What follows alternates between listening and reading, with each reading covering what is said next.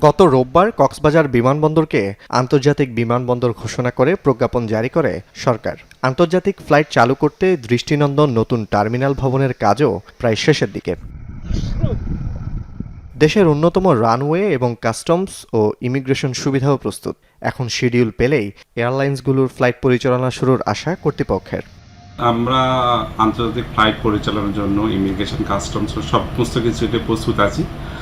এয়ারলাইন্সের শিডিউল যখন আমরা পাবো, আমরা আন্তর্জাতিক ফ্লাইট পরিচালনা করতে পারবো।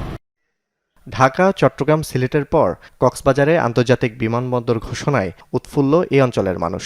বিমান যোগাযোগের কারণে দেশ বিদেশ থেকে পর্যটক আগমন বাড়বে বলছেন তারা। ট্যুরিজম ইমপ্রুভমেন্টের জন্য এটা খুবই দরকারি একটা জিনিস ছিল। আশা করি এটা কক্সবাজার ট্যুরিজমকে অনেক ইম্প্যাক্টেড করবে। অর্থনৈতিক খাত বা সামাজিক খাত সাথে দেশকে বাইরে দেশে জানানো সব কিছুর জন্য ইম্পর্টেন্ট একটা গুরুত্বপূর্ণ ভূমিকা পালন করবো আমি আশা করি। এটা আমরা পেয়ে অত্যন্ত আনন্দিত। আমরা নিজেদেরকে অত্যন্ত সৌভাগ্যবান মনে করতেছি। পর্যটকদের মতে আন্তর্জাতিক ফ্লাইট চলাচলে কক্সবাজারের পর্যটন খাতে বড় পরিবর্তন আসবে। বিদেশি পর্যটক আকৃষ্ট করতে অবকাঠামোগত উন্নয়ন ও প্রচারণা বাড়ানোর তাগিদ সবার। বড় বড় নামি ফ্র্যাঞ্চাইজগুলো আসবে, হোটেলগুলো আসবে, ইনভেস্ট হবে, অর্থনীতি চেঞ্জ হবে, মানুষের জীবনযাত্রার মান উন্নত হবে। আন্তর্জাতিক যে বলা হয়েছে সে আন্তর্জাতিক মানটা যেন আন্তর্জাতিকভাবে ধরে রাখে গভর্নমেন্ট যেন এই প্রচেষ্টাটা করে। আমরা এই কক্সবাজারকে সাজাতে চাই, আমাদের ঐক্যবদ্ধ প্রচেষ্টা অবশ্যই দরকার।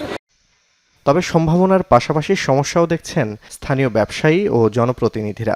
সম্ভাবনা কাজে লাগাতে সমন্বিত উদ্যোগ চান তারা।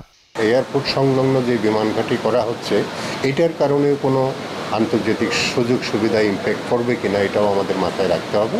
কারণ বাংলাদেশের সবচেয়ে সুরক্ষিত বিমান ঘাঁটি কক্সবাজারে হোক, সেটাও আমরা চাই। পরিবেশ, পর্যটন এবং কক্সবাজার উন্নয়ন কর্তৃপক্ষ বসে এটা ঠিক করা দরকার যে কি কোন ক্ষেত্রে বিনিয়োগ করতে পারবে, পর্যটনে কোথায় কি হবে না হবে।